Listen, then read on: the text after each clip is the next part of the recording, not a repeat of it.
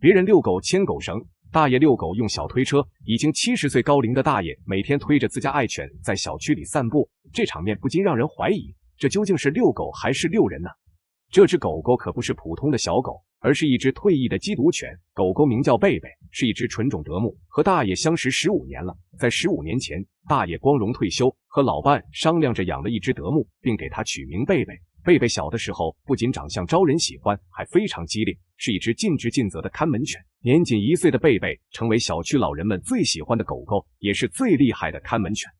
在他1岁那年，当地的警犬训练基地正在招收一批缉毒犬，只要是觉得自己狗子有这个潜力的，符合要求的，都可以被送往基地训练。大爷觉得自家的狗狗足够聪明，也非常灵活，想必可以从一众竞争者中脱颖而出，于是给贝贝报了名。不出所料，贝贝顺利被选上了。在分离那天，老人和贝贝隔着车窗诉说自己的不舍，不过分别是为了更好的重逢。在之后的7年里，贝贝投入了艰苦的训练中，成为一名合格的缉毒犬。在这期间，老人也经常前往基地看望贝贝。在贝贝心里，老人永远是自己最亲近的亲人。很快，7年时间过去了，此时的贝贝已经成为一名战功赫赫的缉毒犬，光荣退休，回到了自己离开7年的家，还是和小时候一样，没有任何变化。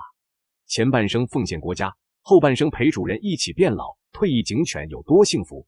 退役警犬贝贝可以说是全网最幸福的狗，和自己的主人铁大爷一起过上了退休生活。虽然已经离开家7年，但这个家对贝贝来说并不陌生。贝贝每天陪着主人一起出门散步，大爷不管是出门买菜还是找老伙计玩耍，都会带上贝贝。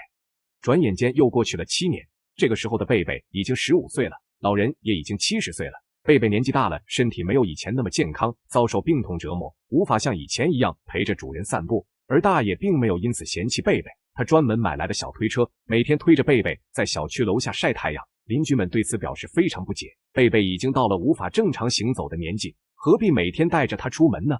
对于这些闲言碎语，老人全当听不见。每次遇到邻居们，他都会向大家讲述贝贝当缉毒犬时的光荣事迹，可以看出老人真心为贝贝感到自豪。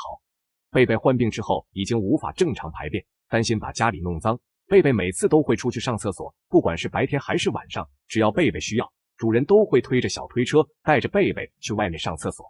大爷照顾贝贝就像是照顾孩子一样，每天早晨都要给贝贝梳洗干净，有时候还要给他按摩。或许他的行为让很多邻居感到不解，但他给了贝贝最好的照顾，让他成为最幸福的狗狗。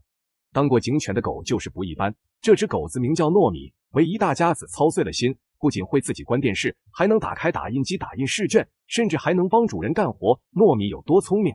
糯米前些年是一只警犬，在一次出任务的时候受了伤，无法继续执行任务，警队千挑万选给糯米找了个主人。糯米在这个家生活了很长时间了，可以说是这个家的老人，小主人都是他看着长大的。平时对小主人非常严格，小主人写作业弯腰驼背，他要上去提醒。小主人一边写作业一边看电视，他干脆利落地把电视关机，看小主人忙着写作业，他还能自己打开打印机给小主人打印试卷，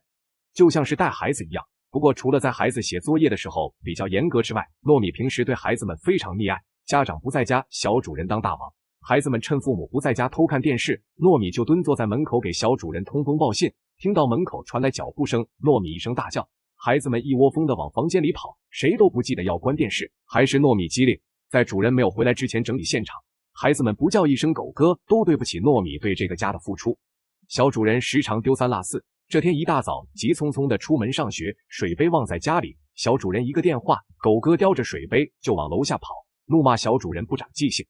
这边刚教训完小主人，还没过一会，糯米就因为出门太着急，没有带狗绳被缉拿归案，这一下子300块钱就赔进去了。